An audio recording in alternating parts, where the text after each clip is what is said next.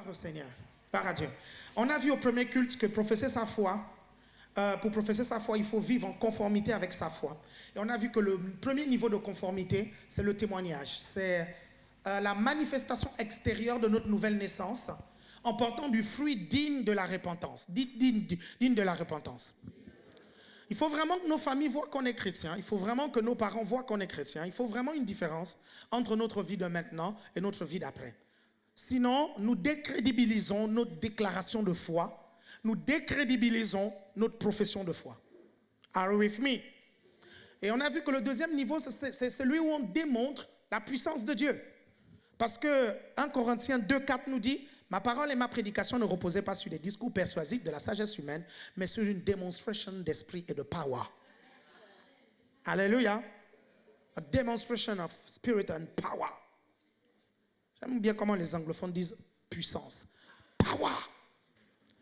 Ce qui est bien aussi, c'est fire. Ça, c'est fire. Amen. Mais c'est une démonstration d'esprit et de puissance afin que votre foi ne soit pas fondée sur la sagesse humaine, mais sur la puissance de Dieu. Amen. On a aussi vu dans 1 Corinthiens chapitre 4, le verset 20, que le royaume de Dieu ne consiste pas en parole, mais en puissance. Le royaume de Dieu, ce n'est pas seulement « je crois en la guérison, je crois en la guérison ». Il faut démontrer que tu crois en la guérison. Je crois en la prospérité, je crois en la prospérité. Il faut que tu démontres que tu crois en la prospérité. Il faut leur démontrer que c'est possible d'être prospère, sans tricher, sans voler, en étant intègre, que c'est possible. Il faut leur démontrer que c'est possible de pouvoir vivre dans la sanctification. Oui, dans notre siècle aujourd'hui, dans les moments où nous sommes, les gens ont besoin de voir que c'est possible de vivre dans la sanctification. Que c'est possible. Que ce n'est pas un rêve lointain. Pour certains chrétiens, la sanctification était un rêve lointain. C'est un rêve qu'ils veulent atteindre, mais ils n'arrivent pas à l'atteindre. Certains chrétiens n'arrivent pas à faire un jour dans la sainteté. D'autres n'arrivent même pas à faire 1 heure dans la sainteté. Ils pêchent comme ils respirent. Vous suivez? Dès qu'une pensée mauvaise vient, le diable vient leur mettre toutes sortes de pensées. Ils acceptent ces pensées. Vous péchez en pensée dès que vous acceptez la pensée. Ok? Le diable vient te dire toutes sortes de choses sur les gens. Tu dis oui. Et chaque heure, Satan s'arrange à ce que tu aies une pensée. Vous suivez? Mauvaise.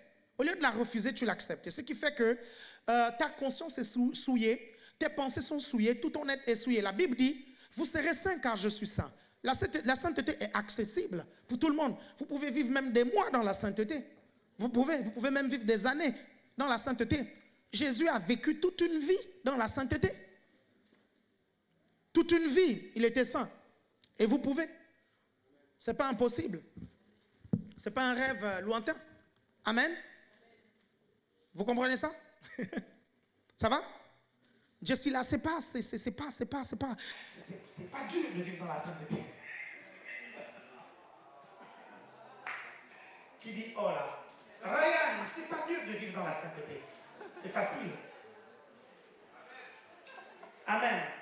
N'est-ce pas, Ronaldo? Ok, c'est bien. C'est possible. Vous êtes toujours avec moi? Vous êtes toujours là? Ok? Donc on a vu ça, et on a vu... vous prenez Actes des Apôtres, le chapitre 11, le verset 26. Actes des Apôtres, le chapitre 11, le verset 26. Acte 11, 26. Pasteur Isaac. Acte 11, 26.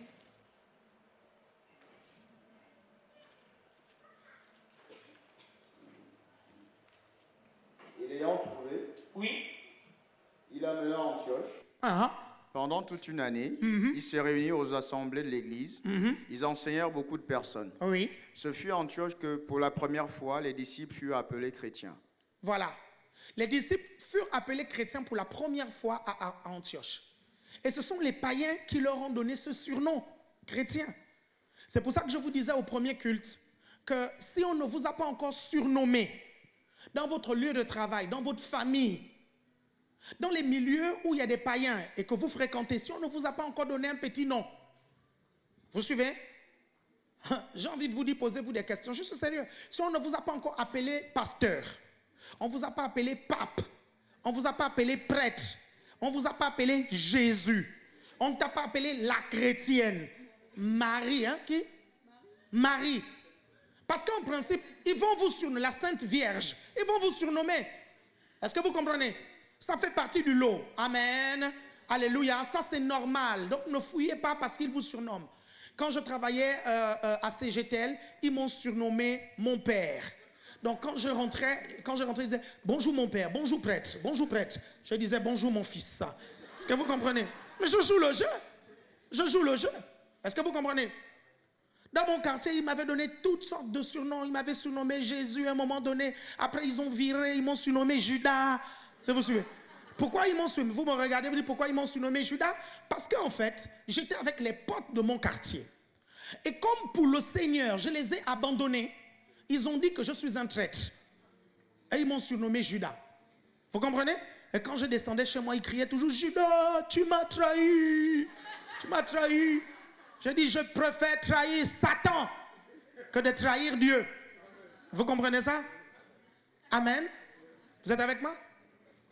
Donc ça c'est important. Et donc, la profession de notre foi, la déclaration de ce en quoi nous croyons, va amener des persécutions. Vous comprenez? Ça va amener des persécutions. Vous devez comprendre que tout le monde ne sera pas d'accord avec vous. Est-ce que vous suivez? Tout le monde ne sera pas d'accord avec la parole de Dieu. Mais vous devez tenir ferme. Vous savez ce que j'aime avec ma vie, c'est que j'ai eu le temps de tester la parole de Dieu et de voir que la parole de Dieu marche. Il y a beaucoup de choses que je prêche, je les ai vécues. Est-ce que vous comprenez? Par exemple, lorsque je parle des rétrogrades, quand je dis que je sais reconnaître les rétrogrades de loin, j'ai été rétrograde. En 1995, j'ai bastonné 6 mois de rétrogradation. Donc, la façon dont un rétrograde pense, je connais. Je connais parfaitement. Parfaitement. J'étais adolescent, tout le monde m'avait laissé tomber. Vous suivez? Il fallait maintenant que je me débrouille moi-même. Je me suis dit, bon, ok. Je vais faire un tour dans le monde. J'ai défrisé les cheveux. Vous suivez? J'ai commencé à faire la musique du monde. Vous comprenez? J'ai commencé à composer des chants, vous suivez? Des chants païens. En revenant d'une boum, par ton père, tu es grondé. Et ta mère te blâme aussi. Ton grand frère te fait des remarques. Tu décides alors de partir. Non, de t'en aller loin. Oh non, adolescente, c'est pas la peine de partir. Oh non, adolescente, c'est pas la peine de partir. C'était ce que je composais. Hein? C'est le silence de ton cœur qui pique mon être. Tu n'as pas partagé le désir de mon cœur. Time is money. Oh, time is money. Oh, time is money. Hein? Heureusement que je suis revenu. Hein? Dieu m'a sorti de loin, vous suivez? Hein? Je vous assure, 1995. Could you love me so that stay with me? Would like you to give the love I'm looking for, but I've never find. I have sometimes wept. Huh? No. I've found the real love. I was mistaken and I'm wondering why anymore. Je connais plus les paroles. Oh, oh, oh, oh, oh, oh, oh, oh, oh, oh. Avec un anglais décousu. According to me, I think the love is savage. Vous voyez l'anglais tordu là. Un bon Africain qui dit maintenant qu'il veut chanter l'anglais. Vous suivez?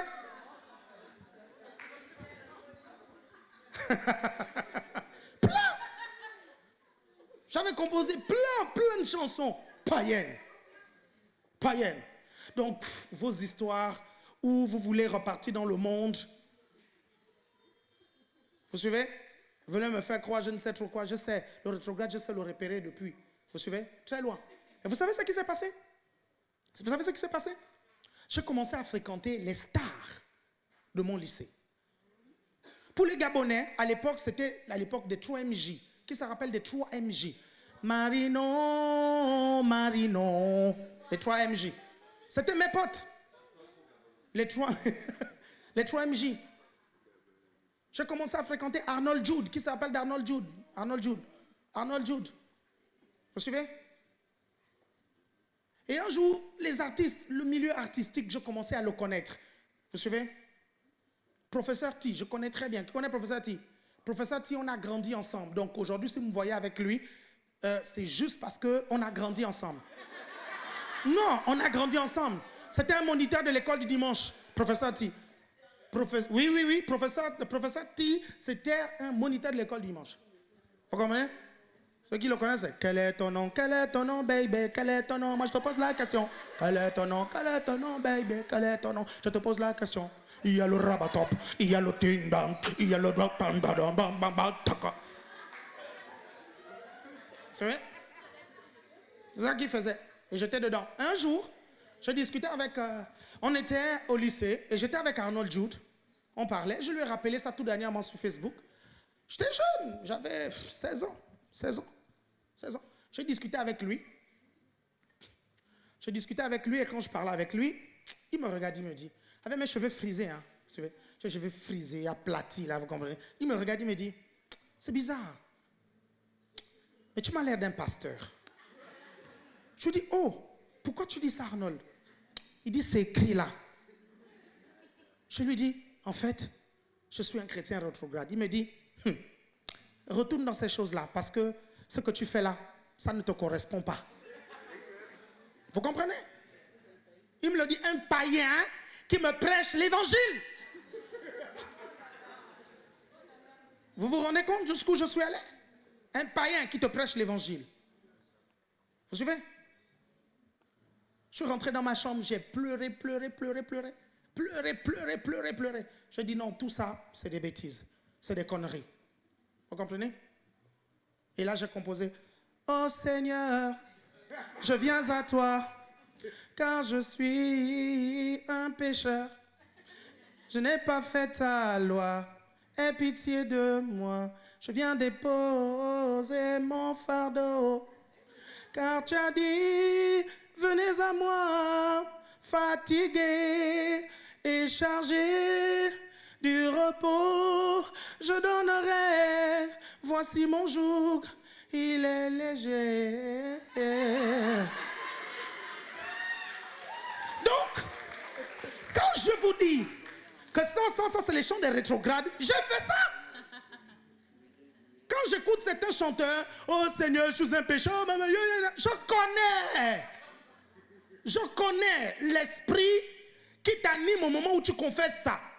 C'est parce que vraiment tu es down. Et il pêche. Et comme il veut chanter quelque chose à Dieu, il ne peut pas dire que Dieu est saint. Vous suivez? Il va parler de son état. Vous comprenez ça? Vous êtes toujours avec moi là? Et après ça, s'en est suivi plus de 25 chants.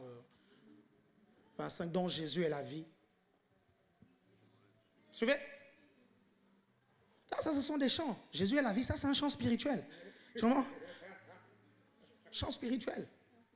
Je priais le matin, c'était le 25 janvier. Je priais. Et pendant que j'étais en train de prier, je priais. J'ai eu une vision. J'ai été transporté devant une grande foule et j'ai entendu. Vous comprenez? J'ai entendu une grande foule se mettre à chanter ça. Ils ont chanté. J'ai commencé à chanter avec eux. Vous comprenez? J'ai eu le temps de tester la parole de Dieu et je me suis rendu compte que, en fait, quand quelqu'un emprunte le chemin de la désobéissance de la parole de Dieu, ça va l'amener toujours sur le chemin de l'enfer. Ne vous inquiétez pas. Toujours le chemin de la désobéissance à la parole de Dieu, ça t'amène toujours vers l'enfer. Il n'y a que 2 chemins, il n'y en a pas 4, il y en a 2. Si tu n'es pas dans un, tu es dans l'autre. Ça veut dire que si tu es chrétien et tu es dans la désobéissance, tu n'es pas sur le chemin qui amène au ciel. Tu es sur le chemin qui amène en enfer. Et si tu ne te détournes pas tout de suite, le problème c'est quoi? C'est que tu risques d'aller en enfer. Et en enfer, ce n'est pas un lieu intéressant. Vous comprenez? Ce n'est pas intéressant l'enfer, je vous dis la vérité. Il y en a qui disent non, quand j'y rentre, de toutes les façons, tous mes potes sont en enfer. Tous mes potes sont... Écoute, toi le chrétien de l'ACER, Les autres, au moins, ils ont leurs potes en enfer. Toi, tes potes de l'ACER, ils seront au ciel. Toi, tu te retrouves seul en enfer? Non. Et les gens pensent qu'ils seront en enfer, ils vont être contents, ils vont pouvoir danser, ils vont pouvoir jouer. Tu n'as pas le temps de danser. Tu n'as pas le temps. C'est pas possible. Ça brûle.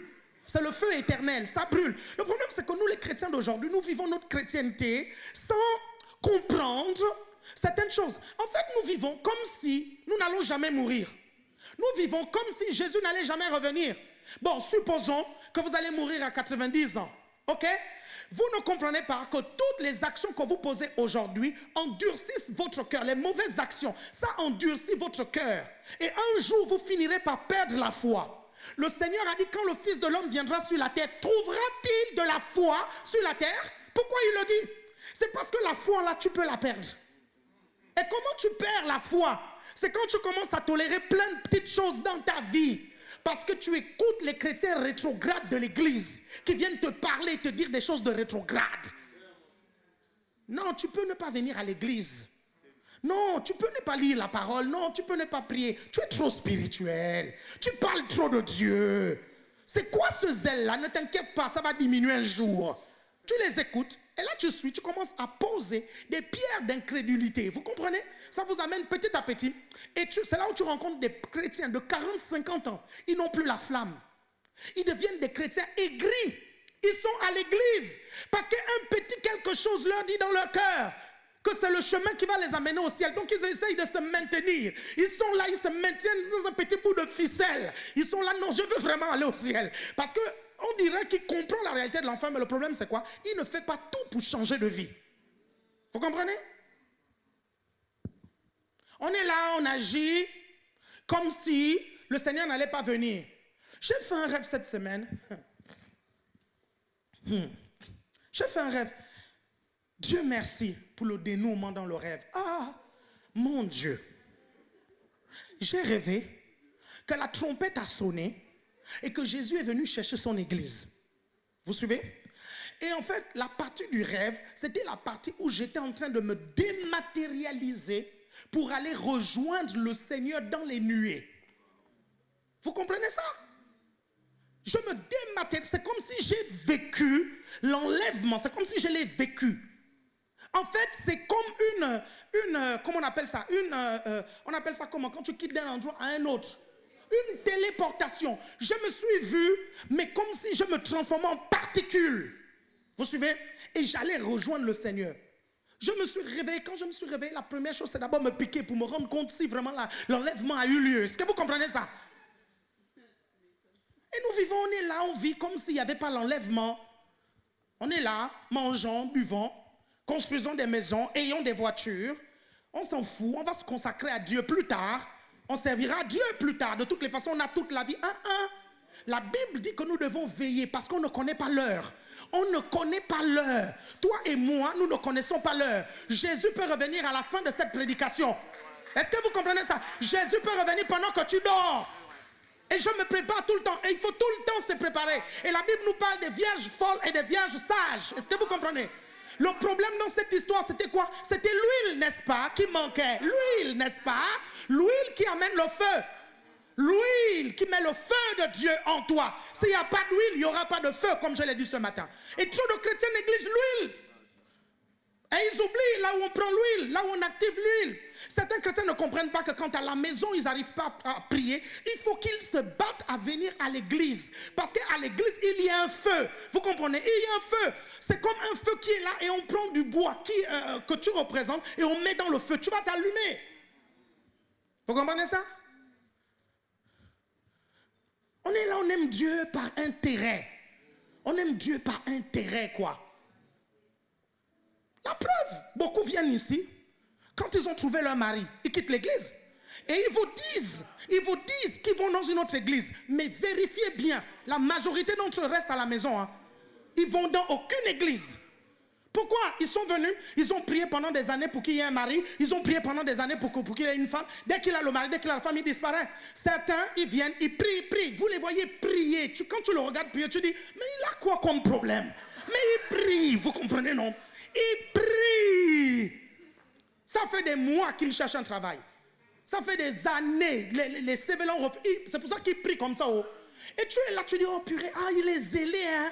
Oh, il aime Dieu, hein, vous comprenez? Tant qu'il est dans les problèmes, tu le vois à l'église tout le temps. Parce qu'il veut que Dieu réponde à son problème. Il veut ça, est-ce que vous comprenez? Mais dès qu'il obtient un travail, il disparaît. Pasteur, je suis trop fatigué. C'est trop. Après le travail, il faut venir à l'église, il faut machin. Ça, c'est aimer Dieu par intérêt. Est-ce que vous comprenez ça? Aimer Dieu par intérêt. La bénédiction est bien. Je prêche sur ça. L'année dernière, j'ai prêché sur ça. Je n'ai pas de problème contre ça. Je n'ai pas de problème que vous ayez un emploi. Je n'ai pas de problème que vous ayez une voiture. Ayez même 20 voitures si vous avez l'argent pour payer l'assurance. Vous comprenez? Et si vous avez un endroit où les garer, il n'y a pas de problème. Ayez-les. Ayez toutes les maisons que vous voulez. Je n'ai pas de problème avec le mariage. Je n'ai pas de souci avec ça. Mais n'oubliez jamais une chose. Ne l'oubliez jamais. Quand le peuple juif est sorti d'Égypte, Dieu leur a accordé la faveur des Égyptiens. Ils sont allés demander aux Égyptiens de leur donner de l'or et il y a eu un transfert de richesse des méchants vers les justes. C'était la faveur de Dieu. C'était la bénédiction de Dieu. Mais n'oubliez jamais qu'une bénédiction sans transformation de cœur est très dangereuse. Parce que c'est avec le même or qu'ils ont fabriqué le veau d'or. Le veau d'or, quand la bénédiction remplace le Dieu qui bénit, il y a un problème. Il t'a béni en te donnant un mariage. Et aujourd'hui, ton mariage devient une pierre d'achoppement pour venir l'adorer, pour venir le louer, pour venir le servir. Tu peux toujours me jeter des pierres, mais ça, c'est la parole de Dieu. Tu peux toujours dire que je suis sectaire, mais c'est la parole de Dieu. Tu peux toujours le dire, sauf si je n'étais pas marié, sauf si je n'avais pas 4 enfants. Tu ne pries plus. Bon, supposons que tu dois venir ici à l'église. Bon, tu es fatigué, même à la maison. Tu ne pries plus. Tu ne pries plus. Sois honnête, tu ne pries plus. Tu ne pries plus. Tu ne pries plus. Donc tu peux aller toujours me critiquer dans le quartier, dire non, lui il abuse, c'est un fanatique, c'est un ceci, c'est là. Écoutez-moi bien, vous savez, il y a des gens que Dieu vous envoie, ces personnes sont des trompettes pour vous. Sont des et je suis une trompette pour toi. Je suis une trompette pour toi. Je te le dis. Vous me voyez passionné de Dieu. Ce n'est pas parce qu'en fait, vous nous voyez dans la maison de Dieu, servir Dieu, aimer Dieu, adorer le Seigneur. Vous pensez que, bah oui, lui, ça a toujours été son kiff, quoi. Il a toujours aimé ça. Vous suivez? Et à la limite, on veut même un peu te décrédibiliser en disant, il n'a pas d'autre vie. Il n'a que ça comme vie. Il ne voit que des chrétiens. Autour de lui, il n'y a que des chrétiens. Je suis désolé, il n'a pas de vie. Je suis désolé, en salle de sport où je vais, il n'y a pas que des chrétiens. Il n'y a pas que des chrétiens. Il y a des païens là-bas en salle de sport. Vous suivez? Vous me comprenez? Mon coach, mon prof de musique, vous suivez? C'est un chrétien rétrograde. Est-ce que vous comprenez ça? Donc, on ne va pas me faire croire que je ne contacte que les chrétiens. Et je veux rester qu'avec les chrétiens, être rien que dans la maison de Dieu avec les chrétiens. Non, en fait, à un moment donné dans ma vie, je suis mort en moi-même. Je suis mort dans mes projets, je suis mort dans mes passions, je suis mort dans toutes ces choses-là pour développer rien que la passion de Dieu. Et ne sois pas jaloux si tu as du mal à faire ça. Je peux te donner ma clé. Ma clé, c'est chercher le Seigneur de tout son cœur. Dis Seigneur, plus de toi. Seigneur, plus moi qui vis, rien que toi qui vis en moi. Parce qu'il y a des versets bibliques qui nous prouvent que c'est normal d'aimer la maison de Dieu comme nous. Moi, j'aime la maison de Dieu. Comme la Bible dit, je demande une chose à l'Éternel que je désire ardemment. Habiter et demeurer dans la maison de l'Éternel. Je suis dans la joie quand on me dit allons à la maison de l'Éternel. Le zèle de ta maison me dévore. Il y a tellement de versets bibliques. Tellement de versets bibliques. Non, faites attention. La flamme, il faut la maintenir. Certains ont perdu la flamme à cause des persécutions. Regardez, et je vais vous parler des persécutions. Dis, il va nous parler des persécutions. Si vous n'écoutez pas mon message sur les persécutions, vous ne deviendrez pas un bon chrétien. Parce qu'un bon chrétien sera persécuté. La Bible dit, tous ceux qui voudront vivre pieusement en Christ seront persécutés. Tu professes ta foi, tu seras persécuté. Ça peut commencer par les membres de ta famille. Si les membres de ta famille sont gentils, ça va enchaîner avec les gens de ton travail. Est-ce que tu sais que tu peux perdre ton travail à cause de la parole de Dieu? Tu peux. Tu peux. Ton patron te demande de faire une très grosse magouille. Une grosse magouille. Et tu sais que c'est vraiment pas bien. Et tu lui dis, je suis désolé, patron. Je suis chrétienne ou je suis chrétien. Je ne peux pas faire ça. C'est trop gros ce que vous me demandez de faire là. C'est trop. Vous suivez? Et il te dit, tu es viré. Et il colle plein de motifs. Hein? Il commence à dire que tu lis ta Bible au travail. Il dit que tu es illuminé. Vous me comprenez? Vous êtes toujours avec moi. Est-ce que vous êtes toujours avec moi?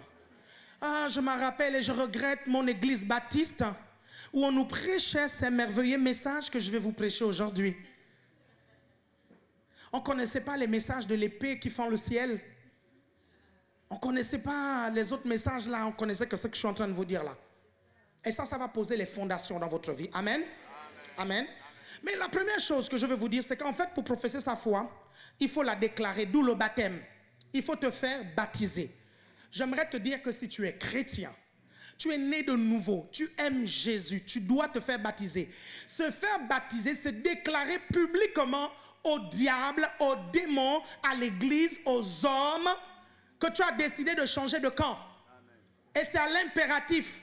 Allez, faites de toutes les nations des disciples, baptisez-les au nom du Père, du Fils et du Saint-Esprit. C'est à l'impératif. Il n'a pas demandé ton choix. En principe, dès l'instant où on t'a fait chanter, tu peux naître de nouveau, on doit te baptiser dehors. C'est comme ça en fait. Mais je ne comprends pas ce chrétien qui est né de nouveau. Il est même baptisé du Saint-Esprit. Hein. On lui dit, va te baptiser. Il dit, j'ai réfléchi. Oh, je ne suis pas prêt. Oh, si tu n'es pas prêt pour le baptême, ça veut dire que tu n'es pas prêt pour l'enlèvement. Et si tu ne veux pas être prêt pour l'enlèvement, c'est à tes risques et périls. Le feu éternel. Les temps de feu et de soufre. Vous vous rendez compte? C'est-à-dire tout un étang, toute une mer. Il n'y a que du feu et ça pue le soufre à l'intérieur. Non seulement ça brûle, mais ça sent mauvais. Vous comprenez? Okay, bon, ça sent mauvais. C'est pas trop grave. Hein. Moi, chez moi déjà, ça sent pas très bon. Hein. Moi-même, je suis un vrai étang de feu et de soufre.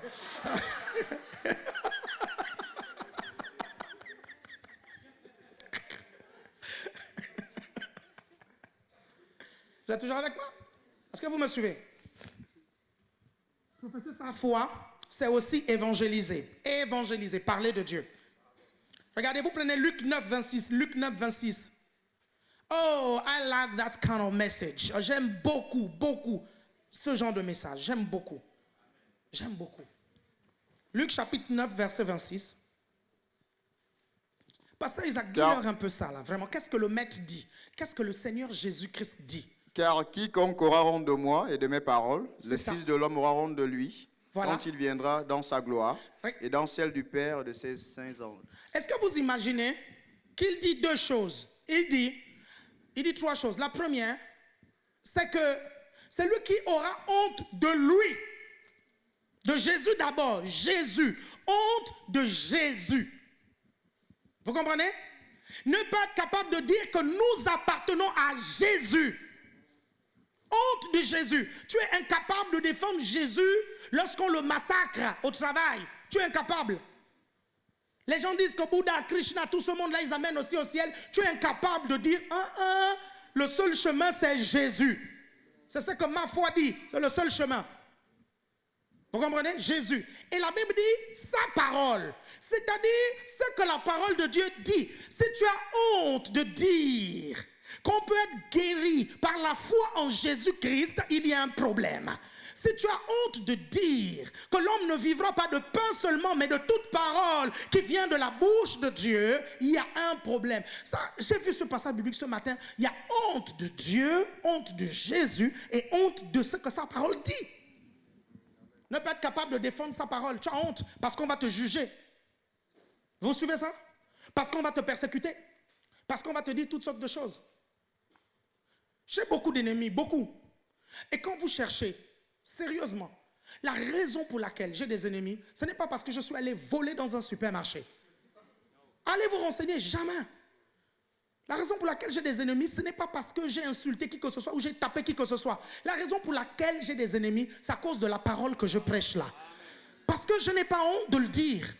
Vous suivez? On m'a persécuté, on a tout fait, on a fait des vidéos. Je ne change pas mon message. Je crois que Dieu veut que vous soyez guéris. Je crois que Dieu veut que vous soyez prospères. La malédiction, vous comprenez? La pauvreté est une malédiction. Vous pouvez me persécuter, vous pouvez tout me dire. Quand je lis ma Bible, la Bible est claire. Bien-aimé, je désire que tu prospères à tous égards, qu'on prospère l'état de ton âme. Si tu as honte de ça, c'est ton problème. Moi, je n'ai pas honte de ça. Appelle-moi comme tu veux. Évangile de la prospérité, évangile de l'argent, évangile... Je m'en tape. C'est que la parole dit, je prêche. C'est tout. Par exemple, ce matin, je suis en train de vous parler des persécutions, non? Je parle des persécutions. Donc après, les gens te font passer pour quelqu'un qui parle tout le temps de l'argent. Non, tu parles tout le temps de l'argent, tu parles... Ils disent même pas que tu parles de la prospérité. Ils choisissent bien leurs mots. Hein. Ils disent, tu parles tout le temps de l'argent. Alors que je parle de la prospérité. Et je dis tout le temps aux gens que la vraie prospérité, c'est pas d'abord l'argent. Que l'argent est la conséquence de la vraie prospérité. À beau le dire, que pour prospérer financièrement, tu dois d'abord prospérer dans ton esprit. Tu dois avoir une bonne relation avec Dieu. Pour prospérer financièrement, il faut que ton âme soit prospère. Renouveler ton âme. Et après toutes ces choses, les finances, les machins, ça va suffire. À beau le dire. Parce que je prêche tout simplement que Dieu ne veut pas que vous soyez pauvres. On me fait passer pour quelqu'un qui aime l'argent et qui prêche sur l'argent. Mais c'est pas grave, ça fait partie de mes persécutions. Vous suivez? J'assume parfaitement. Est-ce que vous suivez? Je suis content.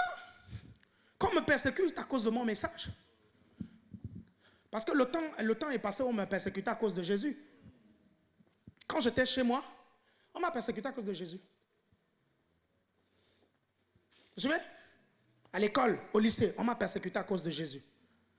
J'ai quelqu'un qui a failli me taper. Parce que j'ai prêché l'évangile à sa copine et sa copine s'est convertie. Dis à ton voisin, tu as entendu ça? Quelqu'un s'est converti. Réveille-le, dis-lui, réveille-toi, quelqu'un s'est converti. Vous savez? Quand la personne est rentrée, elle était tellement énervée. Elle a connu, j'ai ouvert la porte, elle vient. Elle voulait me taper, vous savez, je suis resté calme. Je suis resté très calme. Elle était énervée. Je lui ai dit, mais enfin, entre d'abord. Non, je ne veux pas, je veux juste te dire qu'arrête de raconter tes bêtises à ma copine. Si tu veux te convertir, convertis-toi seul, tout seul. Mais arrête d'amener ma copine à l'église avec toi. Amen. Il a parlé, il était là. Il voulait me taper, mais je suis resté zen, dites zen. Je suis resté calme, dites calme. La Bible dit c'est dans le calme et la confiance que sera notre force. Vous suivez? Vous savez comment ça s'est terminé? Ça s'est terminé autour d'un thé. Il s'est calmé, il a bu le thé avec moi. Vous comprenez? Il a bu le thé et après il est parti. Après il est parti. Amen. Évangélisez. Vous prenez maintenant, pasteur, tu prends Ézéchiel, chapitre 3, verset 18. Là, c'est moins tendre. Dis à ton voisin, c'est moins tendre. Dis à ton voisin, si tu ne dis pas à ton voisin, tu risques de dormir. J'essaie de te tenir éveillé, hein, c'est pour ton bien. Hein. Parce que peut-être que tu vas dormir au moment où ton réma va venir. C'est-à-dire au moment où je vais te donner la parole dont tu as besoin pour la situation spécifique, tout à coup, tu dors. 1h30 de transport, mon Dieu. Pour ça. Vas-y, je t'en prie. Quand je dirai aux méchants, tu mourras. Regardez, ça c'est grave. Quand je dirai aux méchants, tu mourras. Si tu ne l'avertis pas, si tu ne parles pas pour détourner le méchant de sa mauvaise voie, et pour lui sauver la vie, ce méchant mourra dans son iniquité. Très bien. Et je te redemanderai son sang. Ah! Est-ce que vous voyez ce verset biblique-là? Si tu n'évangélises pas, si tu ne dis pas à la personne que tu es dans le péché, Jésus va te sauver. Vous suivez? Jésus peut te sauver. La Bible dit que devant le tribunal de Christ, nous rendrons des comptes. Ok? C'est comme on est là dans l'église, on est amis. Et parce qu'on est amis, on doit donc défendre les bêtises de l'autre. Vous comprenez? Et l'autre te dit non, tu n'as pas été loyal à l'égard de notre amitié. Parce que quand on est venu m'accuser, tu ne m'as pas défendu. T'as accusé? Tu as vraiment fait ça? Tu as vraiment fait ça? Et je t'avais dit de ne pas le faire. La Bible dit ça. Vous comprenez? Ce n'est pas parce que les gens sont vos amis que vous ne devez pas leur dire des choses qui vont... Vous comprenez? Sinon, si quelque chose de grave leur arrive, la Bible nous dit que le Seigneur te demandera son sang. Ce verset biblique-là. Il y a une soeur qui était dans notre assemblée et elle a décidé d'aller avec un homme, tout ça. Un petit copain, on dit toujours un petit copain, vous suivez? Et pourtant, tous ne sont pas petits, parfois c'est des grands copains. Vous suivez? Mais je ne sais pas pourquoi ils disent tous petit copain. C'est faux, c'est un grand copain. La preuve, il prend tout ton temps, il prend tout. Même sur le lit, il prend toute la place. Parce que c'est un gros copain, un grand copain. Ce n'est pas un petit copain. J'étais avec mon petit ami, un grand ami. Vous êtes toujours là? Et là, une dame de l'église a parlé à la Bible. Elle a dit non, ça, c'est pas normal. La Bible dit ça. La personne a comment quitté l'église. Elle a dit, je pensais que tu étais ma copine. Je ne comprends pas. On est copines, pourquoi? Parce que tu fais les bêtises et je viens valider. Tu vas chanter, Patrick m'a validé. C'est vrai? Vous êtes toujours avec moi? Je redis ce que je dis très souvent, les bons amis sont ceux qui vous disent la vérité. C'est ceux-là. C'est ça en fait.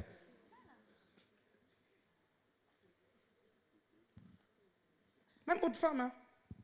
Même votre mari. La bonne femme, c'est celle qui te dit la vérité.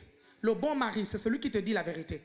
Pas celui, pas un complotiste, pas Ananias et Saphira. Vous comprenez? Pas Ananias et Saphira.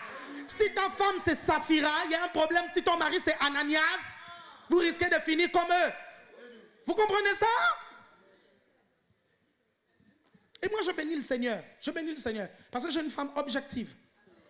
J'ai fait quelque chose, j'ai eu tort. Il dit non, tu n'aurais pas dû faire ça. Tu as tort, tu veux que les gens pensent quoi? Tu veux que les gens te disent que c'est bien alors que c'est mauvais, c'est pas bon ce que tu as fait. C'est pas bien ce que tu as dit. Et là tu essayes de la prendre les autres. Ouais, tu es ma femme et puis tu ne veux pas aller dans mon sens. Mouvez pas, elle est là. Vous suivez? Insensible, tu veux que je dise quoi? C'est pas bon, c'est pas bon. Enfin.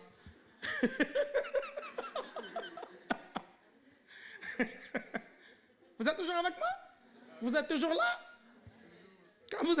Quand vous avez des bonnes femmes comme ça, vous avez des bons maris comme ça, vous êtes bien. Vous êtes bien, je vous dis. Si tout le temps tu fais quelque chose, ta femme te dit tout le temps, oh, c'était bien, c'était bien. À la façon dont tu as tapé ce monsieur, oh, c'était bien, c'était bien, c'était bien. C'était trop bien, tu es trop fort, tu es trop fort, tu es trop fort. Mais purée, t'as vu comment t'as insulté l'apôtre, c'était génial. C'était vraiment bien.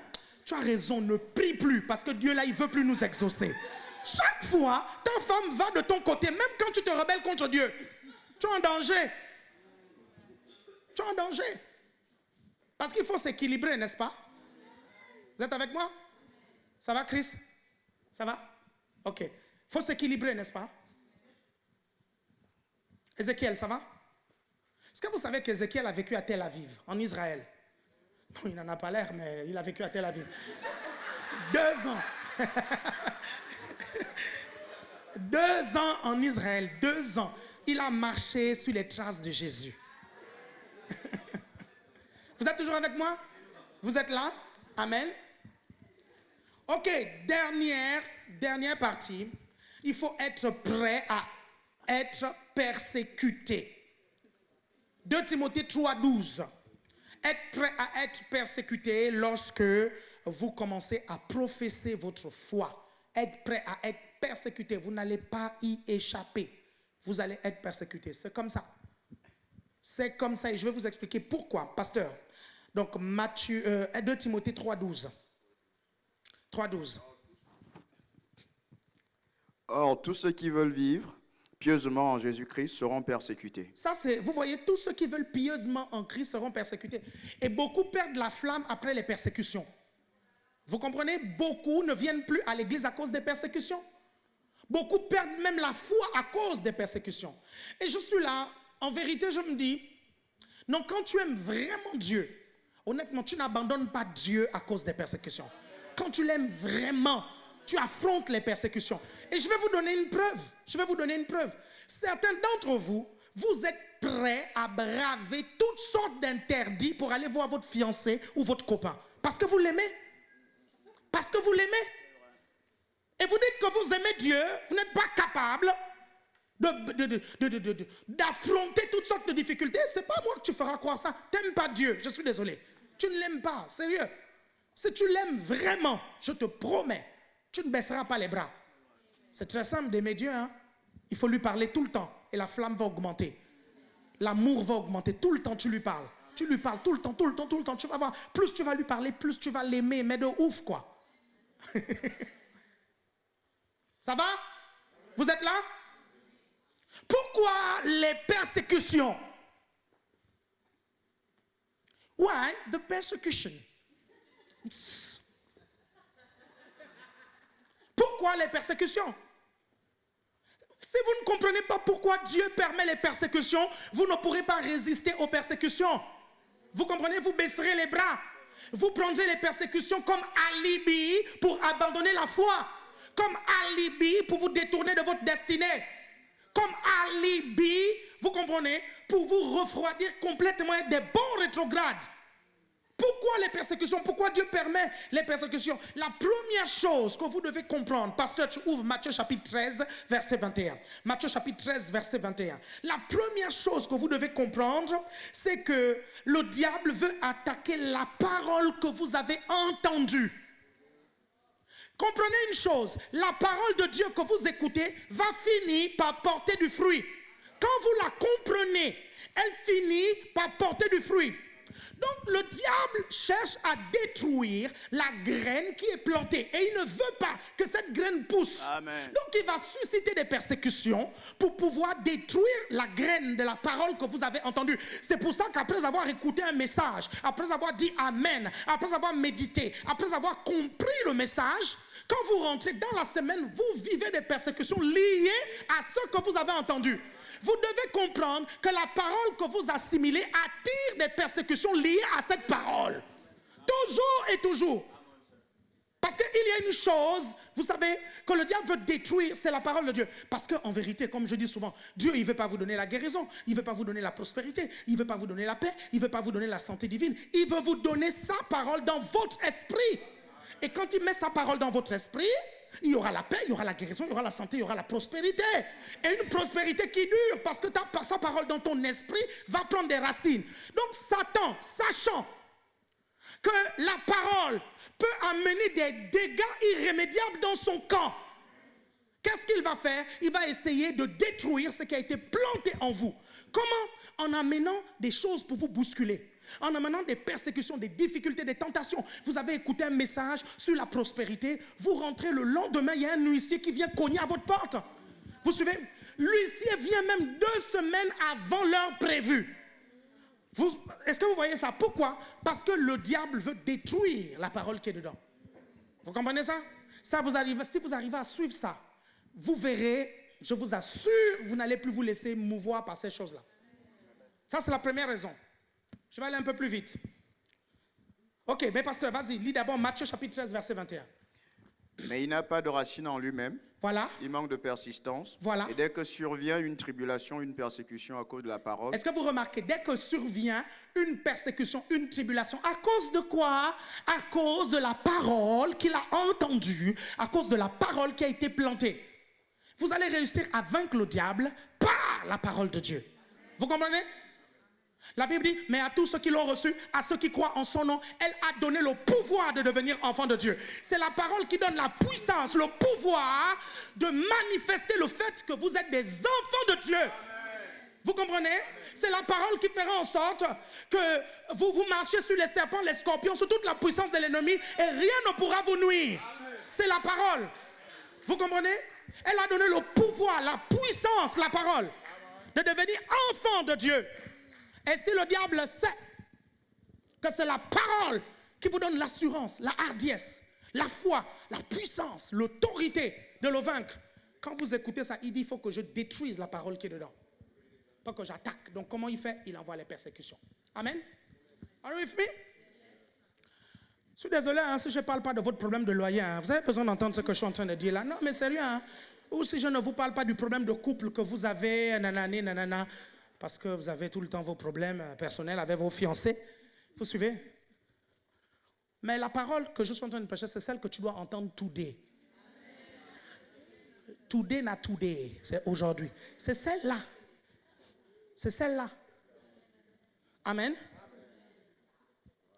Ok, donc, les persécutions viennent aussi pour éprouver notre foi, afin qu'elle soit mûre et solide.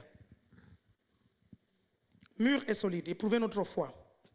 Les persécutions viennent aussi pour qu'on démontre à Dieu qu'on l'aime.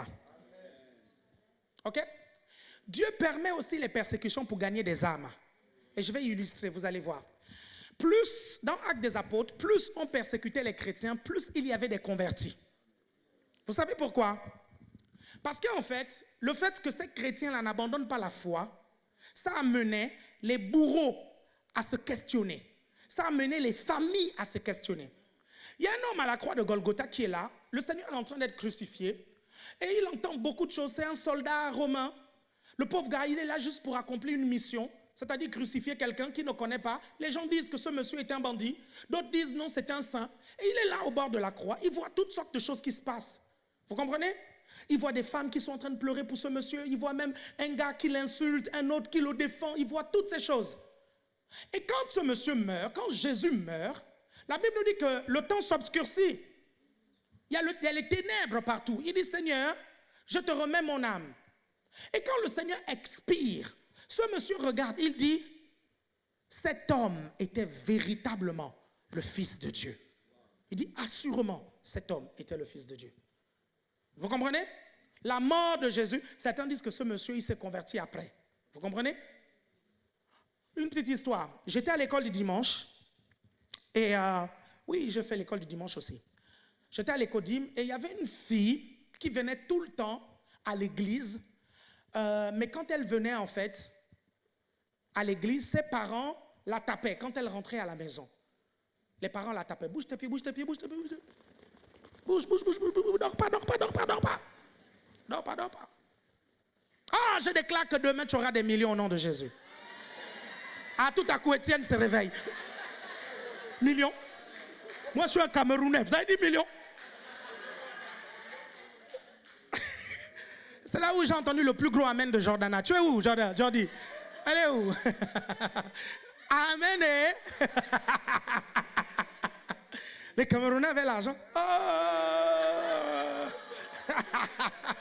Mais est-ce que vous savez qu'il y a une tribu camerounaise, les Bamileke, en fait, c'est des Juifs. C'est des descendants des Juifs. En fait, je pense que c'est la tribu de Dan. Et ils réussissent beaucoup dans les affaires. Beaucoup, beaucoup dans les affaires, oui. C'est vrai.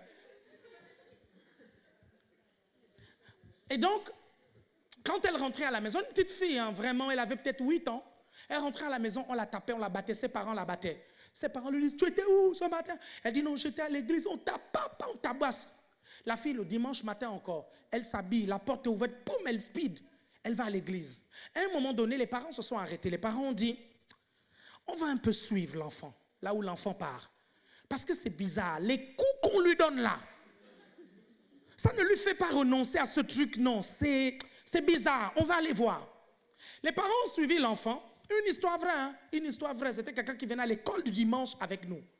Vous suivez? Les parents ont suivi l'enfant. Quand les parents ont suivi l'enfant, ils sont rentrés à l'église. Ils se sont assis. Ils se sont convertis ce jour. Ils se sont convertis. Et lorsqu'on les baptisait, ils ont rendu témoignage. Ils disent, on tapait tout le temps notre fille. C'était un témoignage puissant. Je me rappelle ce jour-là, l'église était debout. Témoignage puissant.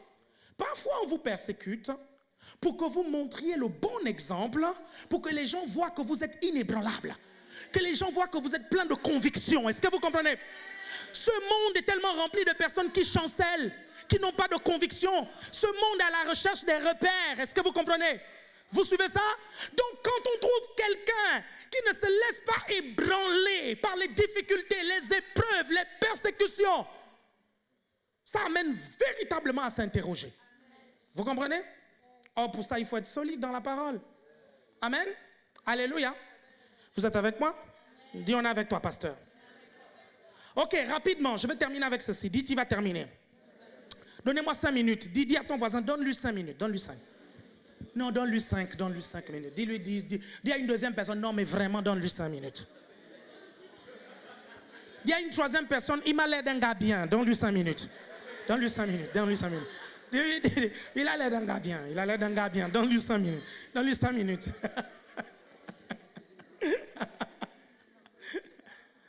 Pourquoi certains échouent? Pourquoi certains échouent dans les persécutions? La première raison, c'est que la parole de Dieu n'a pas de racine vraiment dans leur cœur. C'est tout. La parole n'a pas de racine.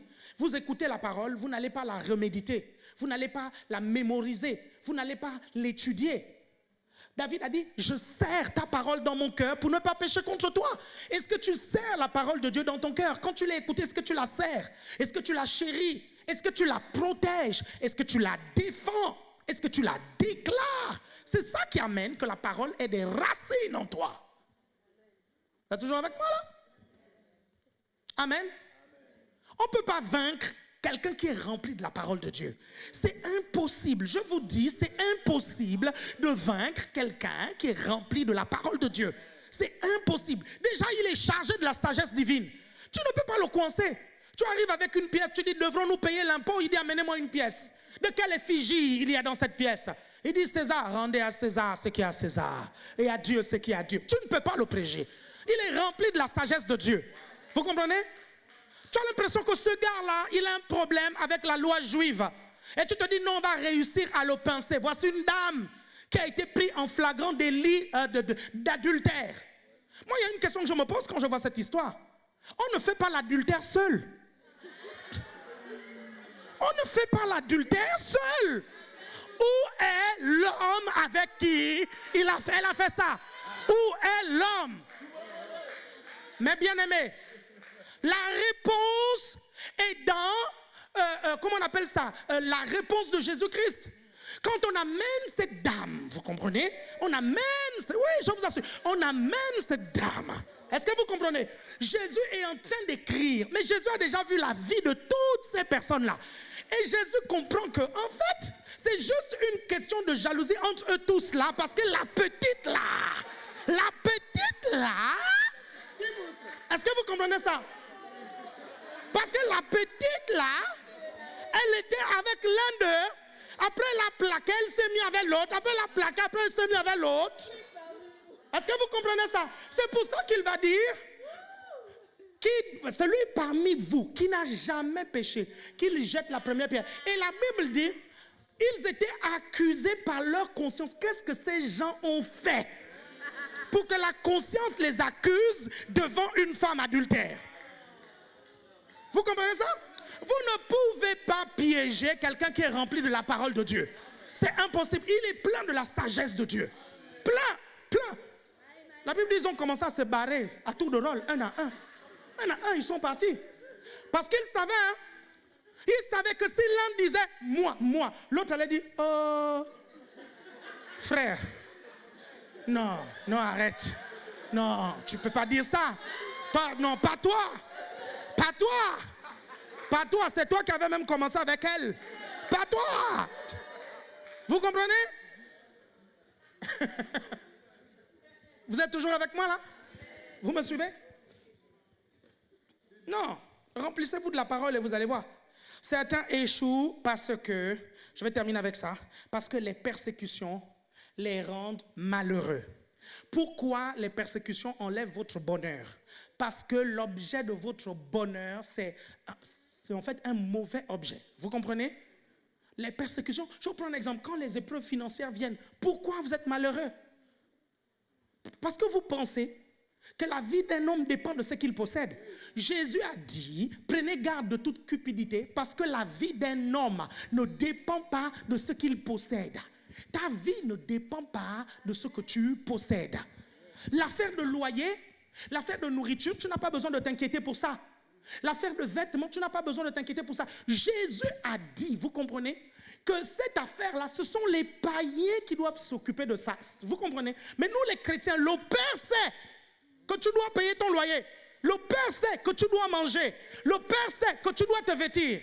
En d'autres termes, les problèmes de loyer, de vêtements, de nourriture, c'est le niveau le plus bas de la foi. C'est le plus bas parce que Dieu lui-même est conscient. Vous comprenez que ces choses-là, vous comprenez, normalement, Dieu le fait. Et il va prendre l'exemple des oiseaux. Il va dire, regardez les oiseaux. Est-ce que les oiseaux travaillent? Est-ce que les oiseaux s'aiment? Est-ce que les oiseaux font quelque chose? Mais Dieu s'occupe, à plus forte raison, vous, en fait. Pourquoi alors tu t'inquiètes pour quelque chose de basique? Il y a plus grand. Il y a plus grand. Il y a plus grand. Commence à être en paix avec ton histoire de loyer là. Sois en paix avec l'histoire de nourriture. Dieu est capable de remplir ton congélateur. Vous comprenez ça? Dieu est capable de te donner des vêtements. Pendant une année, je mettais des vestes. Vous comprenez? Ce n'était pas moi qui achetais ces vestes. Un jour, quelqu'un m'a appelé, Pasteur Alain Patrick, est-ce que vous pouvez passer dans mon prêt-à-porter? Je ne connais pas la personne. La personne m'a vu juste sur Internet, je suis rentré. C'était des costumes de valeur. Il m'a dit, choisis ce que tu veux. Il dit, choisis, j'ai choisi. Est-ce que vous arrivez à comprendre? Non. Vous inquiétez, dis à ton voisin, t'inquiète pas pour ça. T'inquiète pas pour ça, t'inquiète pas pour ça, t'inquiète pas pour ça. J'étais un jour à Libreville et j'ai appelé des gens devant. Les gens sont venus et j'ai vu une dame. Elle était vraiment en galère. J'ai regardé. Comment je suis? Parfois par révélation, vous arrivez à savoir que la personne est en galère parce que la personne est tellement bien habillée que vous ne voyez pas qu'elle est en galère, ok? Mais parfois, tu n'as même pas besoin du Saint-Esprit. Non, là, c'était pas le Saint-Esprit. J'ai vu qu'elle était en galère. C'était les temps de feu et de soufre. Et je me suis approché d'elle. Je lui ai dit, l'Esprit de Dieu me dit que cette semaine-là, il y a une voiture blanche qui viendra avec des cartons de nourriture pour remplir ton congélateur. Vous comprenez ça? Et je suis parti. J'ai pris mon avion, je suis venu en France. Je reviens 1 an plus tard. Elle vient témoigner, elle me dit, Pasteur Alain Patrick, le lundi même, une voiture blanche remplie de cartons de nourriture. Je ne connais pas ces messieurs. Ils sont venus, ils ont garé devant chez moi. Ils ont dit, on cherche tel. C'est de la nourriture qu'on nous a envoyée pour le livrer. Est-ce que vous comprenez ça? Ils ont pris la nourriture, ils ont mis dans le congélateur. Elle n'a plus jamais revu cette voiture blanche. Il y a une voiture blanche qui arrive sur ton chemin. Je te le dis. Il y a une voiture blanche qui arrive pour payer ton loyer. Je te le dis, c'est en route. Ça va venir, ne t'inquiète pas pour ça. Est-ce que vous comprenez ça? Ne t'inquiète pas. Dites après moi au nom de Jésus, on va se lever. Dites après moi au nom de Jésus. Je reçois la parole avec foi. Je serre ta parole dans mon cœur, Seigneur, pour ne pas pécher contre toi. Je déclare au nom de Jésus que la parole de Dieu dans ma vie a des racines. Je suis enraciné en toi. Merci, Seigneur, parce que ta parole est vraie. Je veux la déclarer, je veux la prophétiser au nom de Jésus-Christ de Nazareth. Je suis le reflet de la parole de Dieu. Quand on me voit, on voit la parole de guérison. Quand on me voit, on voit la parole de prospérité. Quand on me voit, on voit la parole de salut. Quand on me voit, on m'admire. Je déclare au nom de Jésus que les païens m'admirent parce que mon Dieu me bénit, parce que mon Dieu m'élève.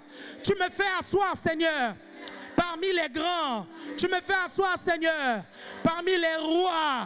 Tu me fais asseoir, Seigneur, parmi les princes. Tu me fais asseoir, Seigneur, parmi les puissants hommes d'affaires. Merci, Seigneur, pour ma promotion. Au nom de Jésus, je déclare que je prospère, que je suis promu. Au nom de Jésus, j'évolue dans ma vie chrétienne. Je déclare que le feu de Dieu, la flamme de Dieu n'est pas éteinte dans ma vie. Oh Dieu, rallume la flamme. Rallume le feu, rallume la passion. passion. Rallume l'amour pour toi. Rallume l'amour pour ta maison. Rallume l'amour pour ton royaume. Rallume l'amour pour le Saint-Esprit en moi. Élève ta voix et prie. Élève ta voix et prie quelques instants. Élève ta voix et prie quelques instants.